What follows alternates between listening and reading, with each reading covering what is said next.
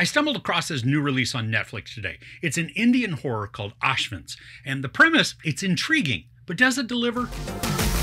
Exploring an abandoned British mansion once owned by a mysterious archaeologist, a group of vloggers stumbles upon an evil presence lurking in its walls. So this starts off as a very atmospheric and creepy found footage horror. There's a crap ton of suspenseful tension built up with freaky angles, and then tons of shadows.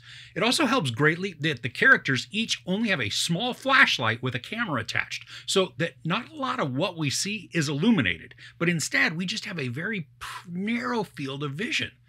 And there are so many setups where a jump scare is expected and teased, which is then building anticipation and anxiety. We're shown some horrors that affect 5 different people who are filming in this supposedly haunted mansion so that they can grab footage and sounds for a company to attract visitors for dark tourism.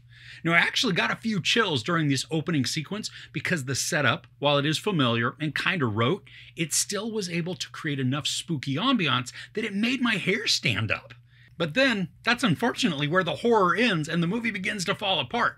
And this is told in chapters or parts, and the second part takes us back to before the group arrives at the mansion. So we get some exposition, but mostly this also helps to just establish the setting with some really excellent aerial captures, and it shows just how isolated the mansion is from everything else, which then creates loneliness and a sense of dread.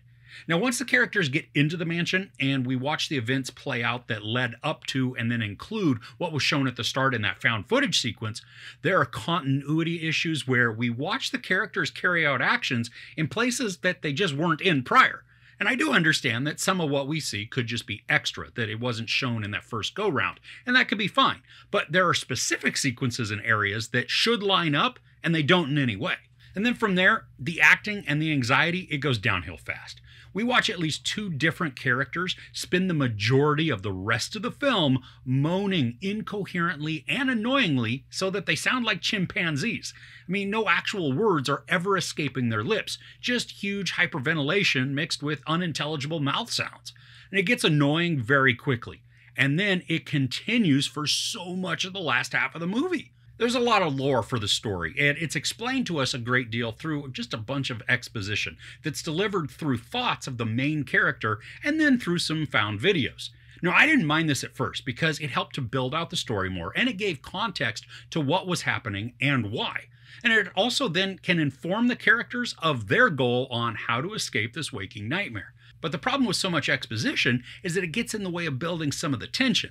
We're being told too much and not shown enough. And then it's all just compounded again by that moaning idiot. There's also a lot of repetition in this. Like I've said, the exposition and the plot points, they are revisited multiple times. And while some of it does work to reinforce the elements, most of it only accomplishes to pad the time and then create many feelings of deja vu.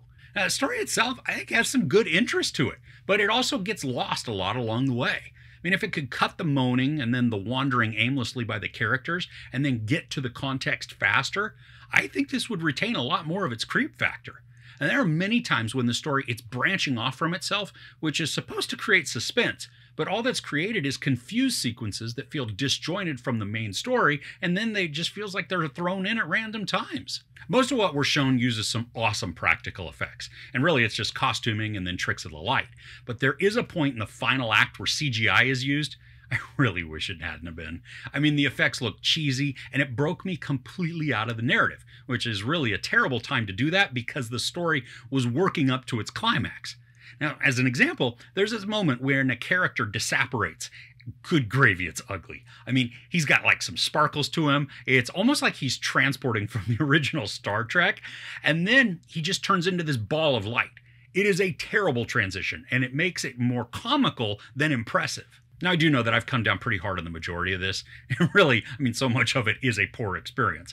But I do think the story has potential and a good premise, and the beginning uses the found footage aspect in a wonderful way. But then it also works to make the rest of the film appear amateurish and disorganized. Now, the makeup and the settings, they're expertly used, and when the production relies on practical effects through freaky movements and shifting objects, the atmosphere takes on a very ominous tone. But then all of that is broken thanks to the nonverbal lamenting from characters and the repetitive explanations. The story ends up spoon-feeding every bit to the audience repeatedly, taking away any cleverness, which then destroys any chilling emotions. Now, I was hopeful for this, but in the end, it was really just a waste of an hour and 50 minutes, leaving me to then have to search for something else to cleanse my palate. There's no sex or nudity, maybe a little bit of profanity, and then a bunch of violence.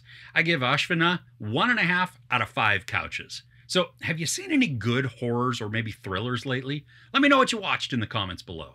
If you enjoyed this review, please give it a like. Also, don't forget to share and subscribe. I'm Chris. This is Movies and Munchies. Thanks for couching with me.